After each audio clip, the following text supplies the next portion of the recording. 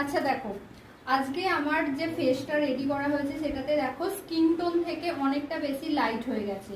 তো যখনই দেখবে ফেস থেকে লাইট হয়ে যাবে মেকআপ, বা ধরো কোনো ফেস থেকে যখন সেটা ডার্ক হয়ে যাবে, সেটাকে কিভাবে তোমরা ম্যানেজ করবে। এখানে যেমন দেখো মানে ফেসের থেকে আমাদের বেসটা একটু লাইট হয়ে গেছে, তার জন্য আমরা কি করব, এটাকে কন্ট্রোল দিয়ে সুন্দর করে রেডি করব। ভালো করে যখনই আমরা কন্ট্রোলিংটা ঠিকভাবে করব, দেখবে শেপটা অটোমেটিক্যালি ফেসের যে সাদা ব্যাপারটা সেটা অনেকটা ঠিক হয়ে যাবে। আমরা যেখানে যেখানে কন্ট্রোলিং করি ঠিক সেই সেই জায়গাগুলোতেই কন্ট্রোলটা অ্যাপ্লাই করব। করার পরে সেটাকে সুন্দর করে যখনই ব্লেন্ড করব, অনেকটা দেখবে জিনিসটা ঠিক হয়ে গেছে। তো এটাকে আমরা সুন্দর করে যখনই ব্লেন্ড করে নেব, ফেসের মধ্যে যে একটা সাদা ব্যাপার ছিল সেটা অনেকটা কমে যাবে। তো তোমরা এইভাবে, ফেস যদি ভীষণ লাইট হয়ে যায়, তোমরা এইভাবে কন্ট্রোল অ্যাপ্লাই করে এটাকে ঠিকঠাক করে নিতে পারো।